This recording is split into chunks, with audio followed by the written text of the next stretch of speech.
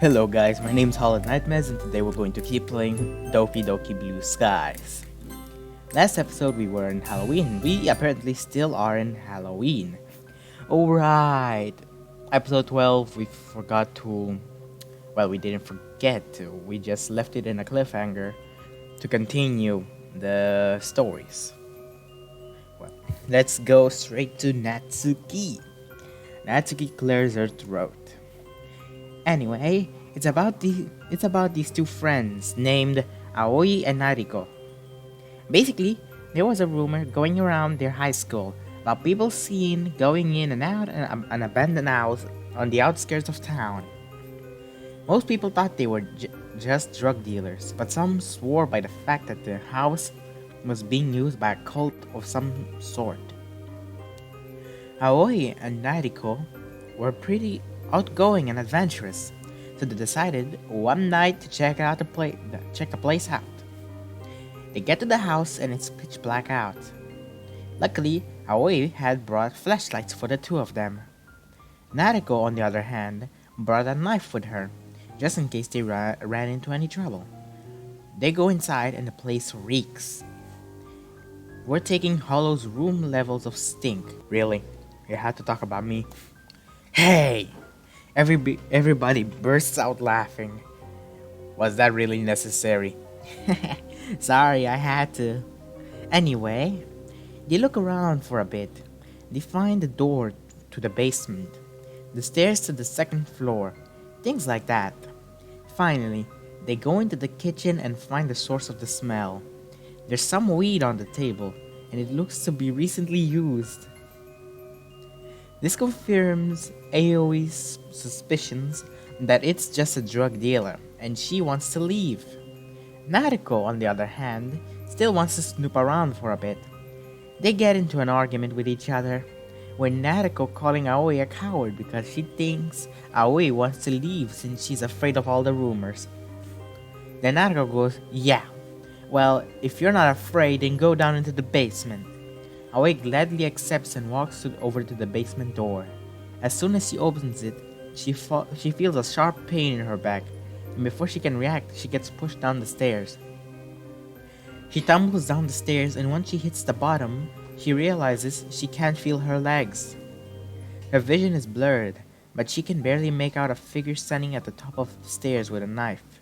The last thing Aoi hears before she passes out is Nariko's footsteps as she descends down the stairwell, and an old grizzled voice says, "This one will do nicely." The very next day, Nariko and Aoi call in sick. It's kind of a shame, really, because they miss out on all the talk about how someone heard strange animal growl coming from the old abandoned house on the outskirts of town. So yeah, hope you liked it or whatever. What happened to Nariko and Aoi at the end?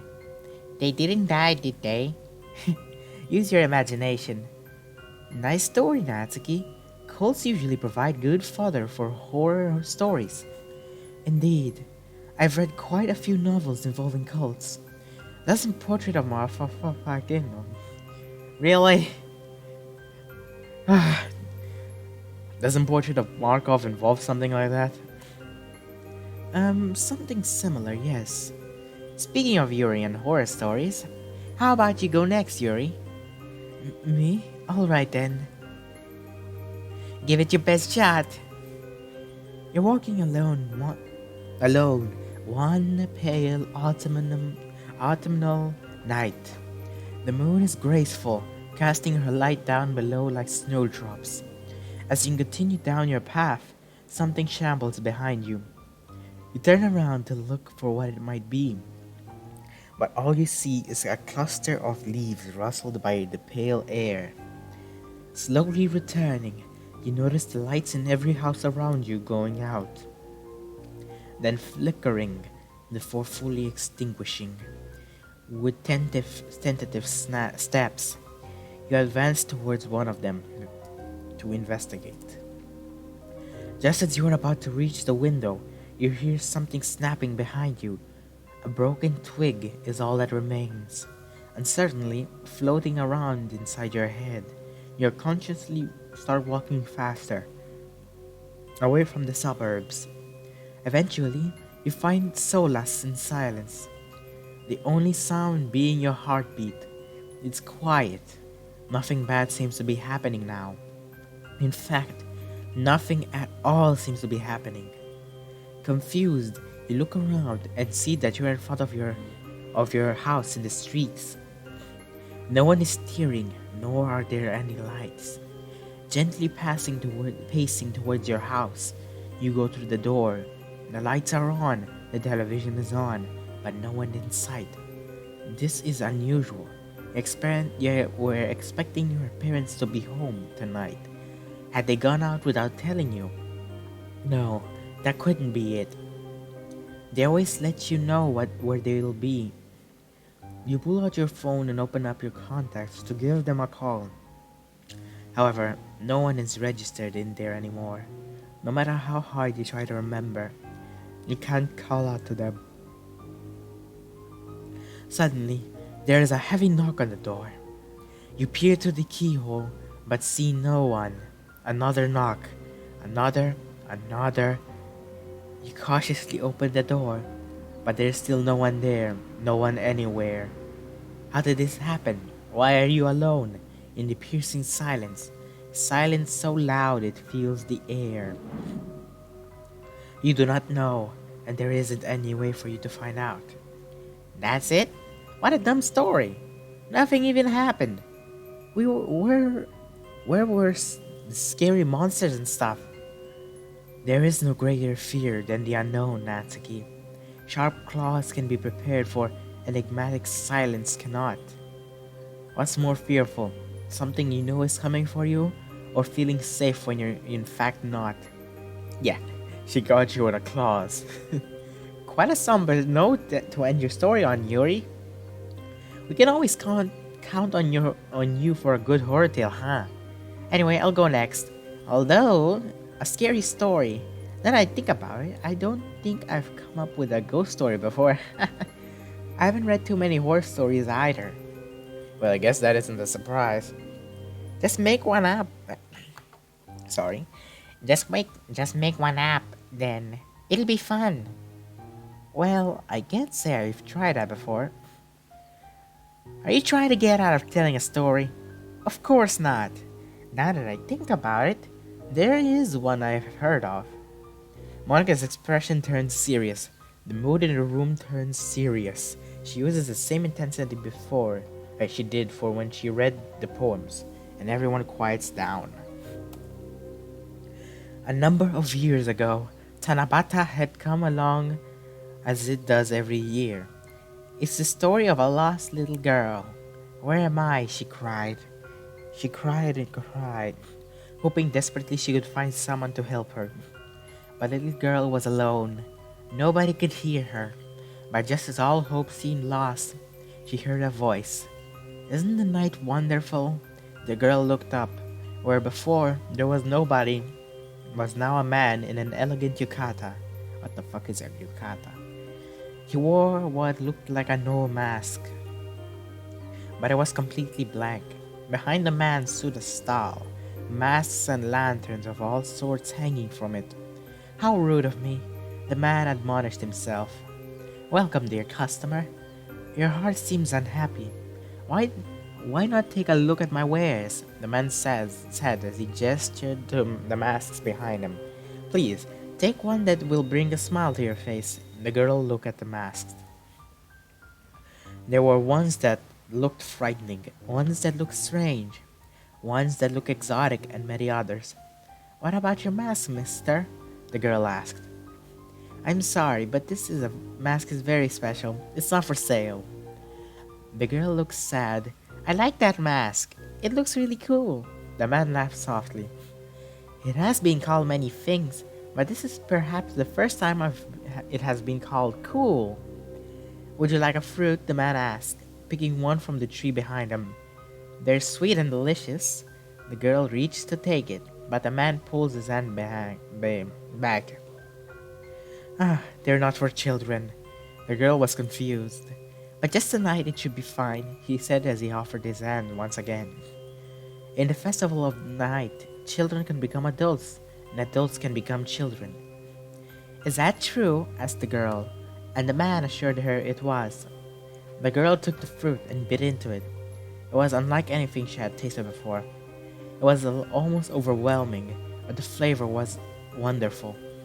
It's good, the girl said happily. The man laughed again. I'm glad you think so. There's plenty, so please eat all you like. As she ate, the man took down a mask. What about this one? The girl took the mask. It looks like me, but she looks like a princess, the girl said in awe. Do you like it? Please take it. But what about money? Asked the girl. I don't need money. Instead, I would like to be friends. Is that okay? Of course, the girl agreed. From now on, we're friends. I'm glad, the man said with gratitude. Why not put on your mask? The girl did so. She was overcome with a strange feeling. Why is it? She asked. Ah, at last, long have I dreamt of this moment. My dear Eve, my only friend. The man smiled beneath his mask as he spoke as the light of the stars began to fade. For it is the festival of the night, where children become adults and adults become children. Let it be known. Another unconventional horror story, I see. Yep, I guess monsterless stories are more popular than you'd think, really. It is famous. Slenderman, I don't know if it's famous or not. Five Nights at Freddy's was famous until what the creator did. I still am a fan of his games, even of what he did. I prefer more development other than actions. What else? Oh, Siren Head is a monster. He's pretty popular. Some people call him an SCP, but I don't know. Talking about SCP, there's the SCP containment that is filled with SCPs or monsters. Like Shy Guy. Shy Guy, I think, is more of a humanoid creature. I don't know. I'd rather like the mysterious tone myself. It's very reminiscent of the style of Asian horror stories. You guys have a weird sense of what's scary. I mean, this story isn't necessarily meant to scare you to death. Spirits don't have just to be frightening, you know. Well, it is Halloween. Aren't things supposed to be scary today? But Halloween is fun too. That's just scary. Alright, you guys, break it up. Let's just all agree to disagree again. Monica smiled gratefully at me, while Natsuki shoots me on this disgruntled look. Anyways, guess it's my turn to tell a story. So this is something that actually happened to a friend of mine. Oh, really? Yes, really. So it happened to Sayori then. Huh? This story is about me? Is that true, Hollow? What? No, it's not. Let's just get on with the story, shall we? Right, anyway, wait a second. Her face turned sad. And she just turned serious. Those two are still thinking. Right, anyway. So this friend of mine lived alone in an apartment building. He lived in the downtown area and loved to party all night. And one night he was out as usual. However, when he stumbled back home in the early hours of the morning, he realized that he'd lost his keys and was locked out of his apartment. So he ended up having to call his landlord, who was pissed at having to wake up in the middle of the night to let him back in. But in the end, he was able to get home safely. So that's all that matters, right? I think I can certainly relate to that comfortable feeling, right? But when he got inside, he noticed that his keys were actually on his nightstand, so he didn't lose them after all. They weren't an extra set that his landlord lent him. Nope, he was able to recognize them by the keychain he attached to it. So that's it? Pretty much, yeah. What's so scary about that? Guess you haven't realized it yet, huh? What do you mean?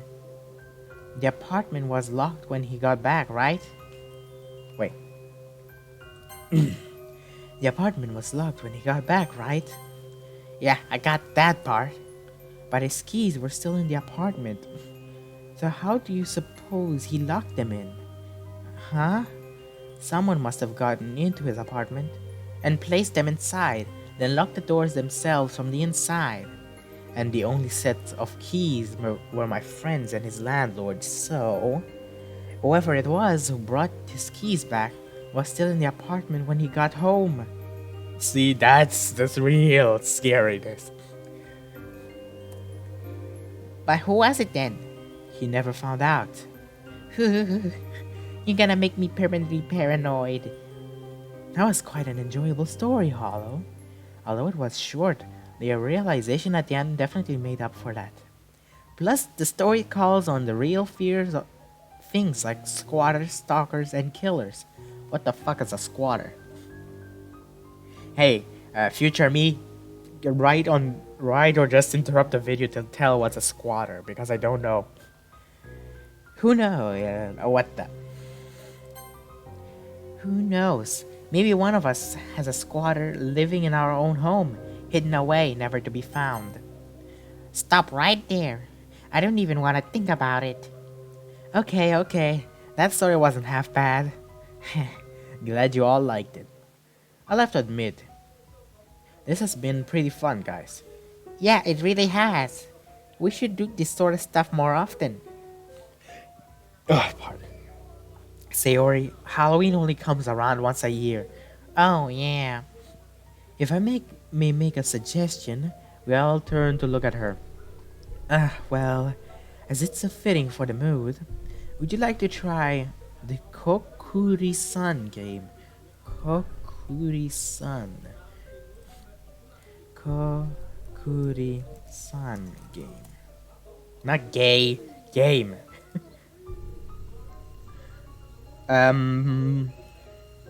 Kokuri or Kokuri-san game is a Japanese game popular during the Meiji era that is also a form of divination based partially on the Western table turning and is very similar to the Ouija board. The name Kokuri is an onomatopoeia meaning to nod up and down and refers to the movement of an actual kokuri. What the hell is a kokuri though?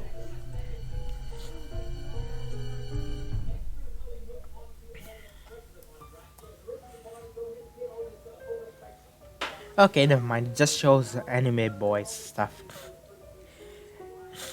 Sorry, my nose is acting up. Huh? What's that? Oh, that Ouija board thing? Isn't that just some urban legend? Only if you believe it is, Natsuki. The Ouija board stuff? Huh. On one hand, although it's not very hard to scare me, I'm a bit skeptical about ghosts. Though from a lot of people that messing around with the dark arts is a dangerous business. I mean, we're in a dark school late at night with no one else around. If we really did open a portal for a malevolent spirit to enter our world, who knows what could happen. Nah, that's a bit too far-fetched. At least if this spooky ghost kills me, I won't have to do that math homework that I've been procrastinating for a week. Seems a lot more tempting now. Can you tell us more, Yuri? Of course. So Kokuri-san is the name of the spirit we'll summon. The name comprises 3 animals: a fox, cock, a dog, ku, and a raccoon, ri. Each animal represents something different. For example, the dog is loyal and protecting, while the fox is a trickster or a teacher. You can ask Kokuri-san different things. You can ask who loves you, whether you'll become rich, etc. Hang on. You can ask it anything? A devilish smile crosses her face. Why don't we ask Kokuri-san when we're going to die? Yuri looks aghast, nervously fiddling around with the strand of hair. Natsuki, there are questions you shouldn't ask, and that's one of them. Nah, come on, Yuri. This is a perfect time for it. I don't think you realize what you're getting into. There are many stories of people messing around with spirits, all ending with awful consequence. Ah, come on, Yuri. Besides, it's part of dog. If it's start trying to possess someone, we can just throw a stick for it. Ooh. Also, it's a Shinto spirit, not a demon or ghost. That Spooky's the one wearing a bone outfit, and we all know dogs love bones. So it's just her who has to worry. Natsuki would have made a wonderful Medusa with a death glare like that. Well, seeing as we've already broken in and have some illegal contraband on our hands, she shoots a wink at Yuri, who ducks her hand down blushing. Adding an animalistic wraith into the mix, well, might as well. Yay, that's the spirit. Yuri. Okay then, let's begin the preparations. Well, if we get chose like when are we going to die, who loves us, and those stuff, I'll definitely go for who loves us. I know it's Sayori, but still. Everything is perfect around when you have the chance. With the ritual set up and the candles dimmed, we're ready to go. We also had to open the window, which according to Yuri allows the spirit to enter and exit. The ambient noises from the outside permeate the room, adding to the atmosphere within. So what happens now? Holy shit. Place a coin at the red gate. And Tori where the Tori is where the spirits enters and exits. Now everyone, please place your index finger on the coin. After a bit of crowding, we managed to squeeze the tip of everyone's finger on the coin. Be careful not to let go of the coin. What happens if we do? Oh, please don't. Fine, fine. Let's get on with this already. Alright. Yuri visibly composes herself and continues. Kokuri-san, if you're here, please move this coin. At first, nothing happens. Just as Natsuki thought, a silly urban No way. There is no way the coin just moved. My eyes have to be playing tricks on me. The coin initially on the red Tori slides across to yes. Oh, did you guys see that? Even Natsuki is in a state of disbelief. Alright, who did that? Real jokester you are, very funny. The crickets outside can be heard clearly in the silence that follows. No one steps up to claim responsibility for the coin's movement. Wow, so that's how it's gonna be, huh? Whoever it was, just tell us already. More crickets. Fine, I'm not bringing in cupcakes anymore until someone admits it. But not spooky. And stop calling me that. I bet it was Yuri. She was the one who suggested this. Me? I would never. I guess Yuri is a scaredy cat. It wasn't me either. Yeah, Sayori's a scaredy cat too. So that leaves Hollow and Monica. Natsuki, have you considered that maybe, just maybe, it really is Kokuri-san moving the coin? Yeah, right. There's no such thing as ghosts. Kokuri-san is a spirit, not a ghost. Same difference. Well, all I have to say is that I didn't do it. Natsuki's skeptical glare causes me to hurry on, but I know that there's got to be some scientific explanation for this. I can't seriously witnessing the paranormal, can I? Okay, Einstein, what's your scientific explanation for this then? I'm working on it. Uh-huh. It has to be one of us doing it. I know why. I know. Why don't we ask Kokuri-san something that Hollow and I couldn't have known? Given that you seem to suspect us the most. Okay then. Sayori, ask it something. But what should I ask? I don't know, anything that Hollow and Monica couldn't have known. Ooh, I know. Kokuri-san, can you please tell me what I have on the top shelf of my refrigerator? What kind of question is that supposed to be? Sorry, I guess I'm kinda hungry. The banter peters out and as we expectantly watch the coin. Suddenly, the coin jerks a little to the right. Natsuki squints as she scrutinizes each of our faces. Meanwhile, the rest of the girl's eyes seem to be glued to the coin, Yuri's face blanching at each further movement. Everyone seems to await with bated breath as the coin slowly inches over to the letter R, A, Ra. Sayori seems eyes widen, while Yuri ever so slightly backs away from the paper. Oh, ramen. Ramen. Ramen? They're leftovers. Sayori, you've really got to eat more healthily. But it's so tasty. Um, should we really be using Kokuri-san to answer such frivolous questions? That wasn't frivolous at all. We were proving whether or not it was one of us moving the thing. And now we have your answers. No one moved it. Wait, so is that supposed to mean it was Kokuri-san who moved it? Monica seems awfully cheery at this revelation. Man, Monica, does anything faze you? I've just been in much scarier scenarios than this. Plus, I've got to stay confident as the president, you know. I see. Wow, so Kokuri-san is real then? Ooh, I try to get you all to take this seriously. I mean, you really can't blame us for thinking that this was all fake. I do still think there's a trick to this. Natsuki. Whatever. If you want us to take this seriously, then I'll take this to the serious places, alright? Natsuki? Kokuri-san, what is the date of my death? Yui throws a frightened look as we all wait for the coin to move again. Her finger feels cold as ice against mine. Slowly, the coin moves from the letter N and inches to the numbers. November 31 10 2018. 31 10 2018. She will die in 31st October this year. That's today. That's today. I don't like this anymore, guys.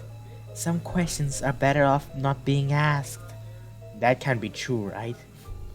Kokuri-san. What about the other girls in this room? Oh, for fuck's sake, I hate you, Natsuki. The coin doesn't move. I'm gonna go to the bathroom. Don't you want to know the date of your own death? Yeah, like some piece of paper and a coin is gonna tell me that. You looked pretty scared earlier. Shut up. As I move away, Yuri gasps, "Hollow! We haven't properly finished the game yet. There's a certain procedure." Ah, there's no point. He's already broken the finger on the coin roll. What do we do? Sorry, Yuri. I'll come back to help you guys finish in a bit. You better hurry up, Hollow. I know what's gonna happen now. A ghost is gonna appear out of nowhere and scare the shit out of my kid of Hollow. Woo! Finally out of the club room. Can't believe that game actually scared me. Although I'm curious to know who it was who rigged the game. It has to have been rigged, right? The bathroom is pitch black when I open the door, save for faint moonlight glinting off the bathroom mirror. Oh shit. I know this famous place. It's always in the bathroom when horror happens. The contrast between the darkness and the shining glass dazzled me for a moment until I noticed it. The dark figure within the glass that's standing completely still. All the urban legends that I've heard involving mirrors begin to rush through my head. Some instinct inside me stops me from moving, as if doing so would stop me from being noticed. I don't even dare to take a breath, as my eyes start to water from the lack of oxygen. The figure in the mirror seems to start wavering as well. Crap. I can't take it anymore. As I bend over to take a wheezing breath, the figure ducks down as well. Huh? Is that my reflection? Scanning my surroundings, I quickly jump to the light switch and flick it on as fast as possible. The fluorescent lights overhead flicker to life, confirming my suspicions. I glare at my reflection and then snort. Luckily, there was no one else that was there to see that. I slammed the stall door shut on compulsion, as a sign of bravado to myself, I guess. Cringing at the shocking loud echoes of the door reverberating around the bathroom, I can't help but remain quiet now. The frigid tap water at the sink reminds me of Yuri's ice hand during the game. Icy hands. I should probably hurry back. That was perhaps the most nerve-wracking trip to the bathroom I've ever taken. I shake my head. Snap out of it, Hollow. All these stories aren't real. Ghosts aren't real. It's awfully quiet inside the clubroom. Wonder what witchcrafts the girls are up to now. Stepping into the classroom, a pang of fear and adrenaline shoots through my heart. At first glance, the girls seem to have disappeared. I quickly realize that they haven't disappeared. They all collapse on the floor and desks. Oh, very convincing, guys. Yeah, I totally believe that you're all actually dead. Very funny. A slight rustling gets my attention. Something in my peripheral vision moves to the Kokuri Sun paper. Curious, I amble over. You should never have come. What? Why is the coin spelling this out? Wait, more importantly, how is the coin moving by itself? My mind flashes back to what Yuri said before I left. We hadn't properly finished the game. There's one reason, an easy way to find out if they're dead or not. Go to their bodies, press their chest, and see if their heart's beating.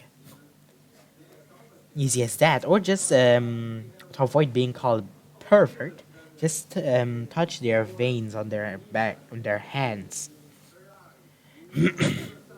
There was a certain procedure that we were supposed to follow. But what happens if you don't do all that? Hold on. It's not like ghosts are real though, right? They must be playing a prank on me right now, right? I reach down to shake Monica's shoulder. She's lying prone on the floor, and I can't help but feel a dread that her body will be cold. As I start to reach down, I freeze. Are those footsteps outside? No one else is supposed to be in school, right? In a panicked state, I scan the bodies on the floor. All of the girls are here, so the footsteps grow louder and louder. They don't sound normal, almost like they're shuffling or dragging along. Is this real? Am I starting to hear things now? The blood rushing through my ears, drowning out the sound of the footsteps. Where are they now? I can't tell. Are they close by? Should I hide? How much time until they reach the club room? I can't tell. Crap, crap, crap. I throw myself to the floor, squeezing my eyes shut. The sound of my heart hammering in my chest is almost deafening. Over the drumming of my heart, I hear it. The footsteps stopping right outside the club room. Please, please, please don't open the door. As the door rattles open, there's an awful, sickening silence until someone or something breathes. Some kind of raspy gurgling. A low, deep vocalization. Something that sounds off, as if someone had warped the sound in a computer program. Something completely and utterly unnatural that raises the hair on the back of my neck. Paw, paw, paw. I feel absolutely paralyzed. Paw, paw, paw. Sorry. My muscles are tense, my jaw aching from my clenching. Wait, my jaw aching from my clenching it shut in nervousness. But if I relax, the adrenaline running through my body would immediately give me away with my trembling. As the sweat trickles down the side of my head, I hear it drawing near. Poo, poo, poo. A warm moistness settles on my neck, as if someone were breathing over me. I dare not to even breathe. The idea of breathing in the fetid smell of its breath nearly triggers my gag reflex. Am I just imagining this? I can't be, can I? I can't think of any way that this could all be just a simple prank. There's no way any of the girls could have manufactured this, being that feels wrong to its very core. The temptation to satisfy my curiosity and look at whatever is hovering over me is almost overpowering. But an instinct deep within me demands that I keep my eyes shut. I can't help but feel a dread that something horrific will happen if I look up. All I can think to do is pray for the things to go away. To the thing to go away. Please go away, please go away, please go away. Maybe this mantra can help me drown out the sheer fear I'm feeling. While soundlessly chanting my mantra over and over in my head, I realize that the room has gone quiet. Suspiciously quiet. It's too soon to move, isn't it? I'll give it 5 minutes until I peek out at the room. Seconds turn to years, turns to decades. I can tell how much time has passed, and given my panicked state of mind, I don't trust myself to judge time well. It feels like an hour has passed, but it's probably more like a minute or two. Or has it been 5 minutes? Should I open my eyes? Should I? Hold on. Should I be getting help for the others soon? But if something happens to me, then I can't get help for them anyway. What do I do? How much longer should I hold out for? I can't believe that this is actually happening. I've gone insane, haven't I? How do I dare open my eyes? I strain to hear something, anything, but it's completely silent. Do I dare? Do I? Maybe I should, if only to end this torment. Screw it. I cautiously opened my eyes, the smallest bit, peeking out from behind a curtain of lashes. Nothing's there. There's an empty classroom. A wave of relief cascades through my body, and as quietly as I dare, I let out a breath I've been holding in. I lay there for a bit, breathing heavily. Slowly, I get up and walk over to Monica and desperately shake her. In my hysterical state, I can't help but think that she's probably dead. Monica, Monica, please wake up! Your face. Monica! My what? You should have seen your face. She sits up, emerald eyes tearing up from mirth. What did you think we're... What? Did you think we're actually dead? Her laughter fills the room as the other girls also sit up. I'm sorry for scaring you twice in one night, Hollow. But as you said, it is Halloween. This whole thing, it was just a prank. The board, the footsteps, Of course! You told me about the Kukuri-san a week before Halloween, so I was able to rig the answers. It wasn't a ghost or anything like that, dummy. Sayori would have said that Kukuri-san was right no matter what answer Monica made it give. And the footsteps? There's some little speakers that I hid outside the classroom. Sayori had the idea to pre-record some footsteps and send them to me, so we can make it sound like there was something coming. I sigh as all of the tension leaves my body. At least there was a rational explanation for all of this. As the other girls laugh, I can't help but join in. Yeah, they got me fair and square. Haha. Okay guys, I'll admit. Well played, you got me good. I'm curious though. How did you get another person to agree to this? Huh? What do you mean? Come on guys, the game's made up. I know it was just a prank. No, seriously, what do you mean? Are you really gonna keep up the joke? You know, the guy who came inside while I was on the floor? It was all gurgly and raspy and kept making these noises. Like he was saying, well, I'll sound dumb when I try to mimic him, or something like, "Po." Hollow, what are you talking about? We didn't ask anyone else to help out. After all, we couldn't take the risk of having someone report that we trespassed. Indeed, Monica's ruse was simply to rig Kokuri's-san ritual and use the speakers. What are you talking about? As far as we're concerned, we're the only ones in the building. What? You guys are completely serious right now? The girls all nod at me. The only things I did were deliberately moving the coin around while I was touching it and rigging the speakers.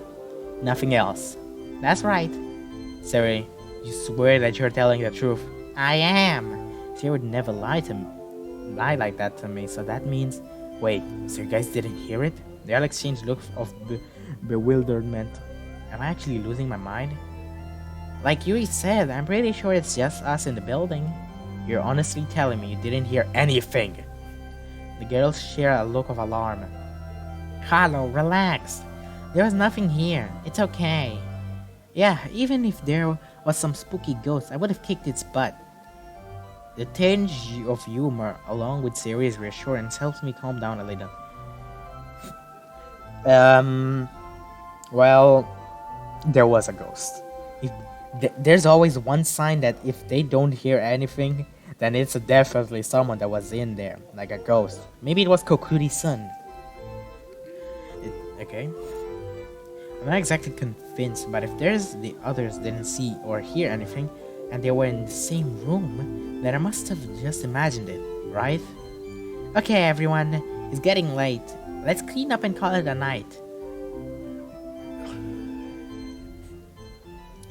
I used to think that I'd grown out of Halloween, but today made me realize that anyone can enjoy it. Horror can be fun. Maybe I'll talk to Yuri more about that stuff. You okay? Huh? Yeah, I'm good. I was just thinking about the Ouija board. That thing really got to you, huh? I was a little scared too, even though I knew Monica was behind it all. Anyway, I'll see you in school tomorrow. Good night. See ya, Sayori. As I turn to walk home, I can't help but laugh. Yeah, those girls got me good. I never saw that coming. And the bit where the coin was moving by itself was really good too. Wait, Monica only said she rigged the actual ritual, not that she moved the coin around afterward. Not to mention, there's no way she could have moved it when she was on the floor. The coin, the entity. So does that mean? I take it back. I hate Halloween. Well, he realized that it was a real ghost. Kokori-san was really there. But it's gotten so cold. October was so warm. Why couldn't you stay like that way? We're in November now, you know. But last year's November was so mild. Wow, it's so unfair. Other places got really cold winter like penguins, reindeers, and even Frosty the Snowman. Sir Sayori, you know that Frosty the Snowman wasn't real, right? Of course, silly. But what if you make an actual snowman and name him Frosty? Pretty sure that doesn't count. She waves my comment away, an indignant huff of air visible from her mouth. I just want it to snow. Seeing the gentle snowfall at night when you're tucked up and cozy inside with some hot chocolate. It's so peaceful.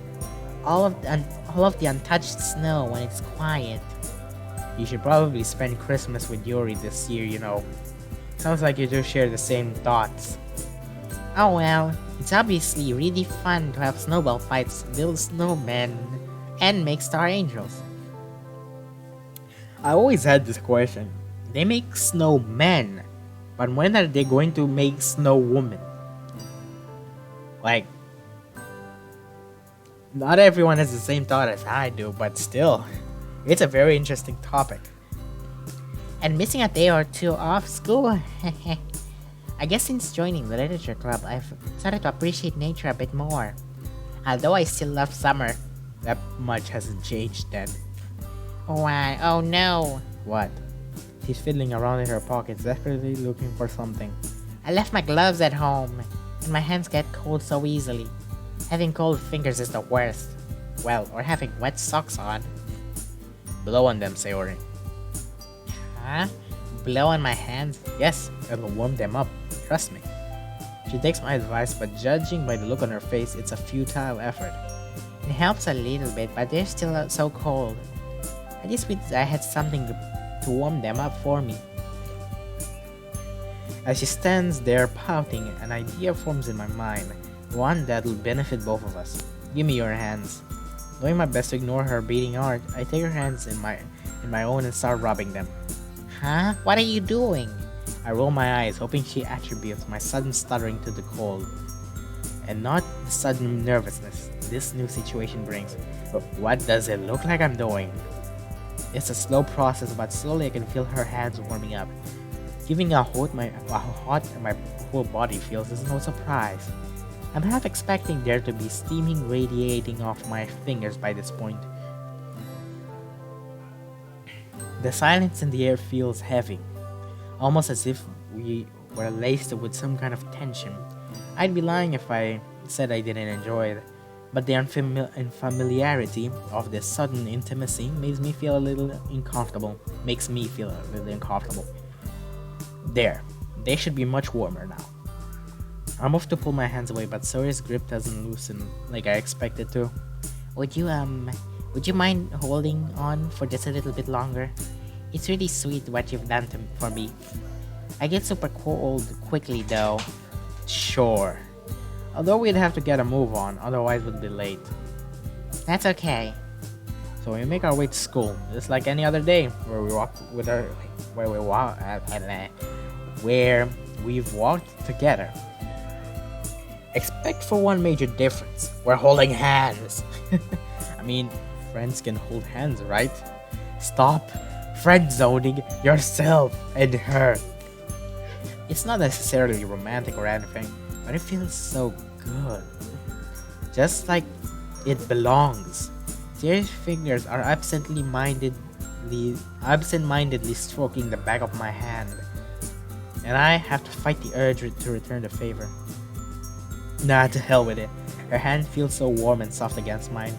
There's no way I'm letting this opportunity pass up. She laughs softly as my fingers trace a gentle circle around the back of her hand.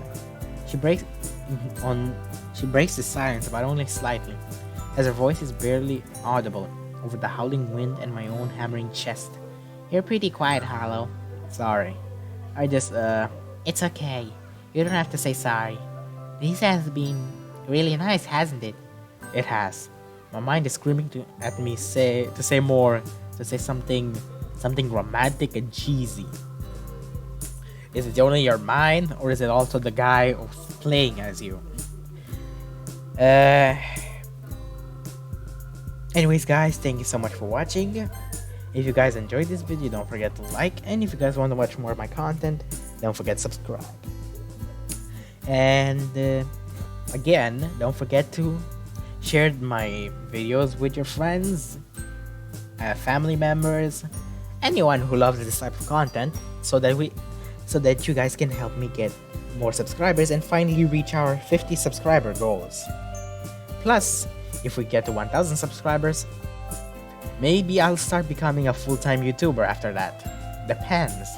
Anyways, guys, I'll see you in episode 40. Ta-ta!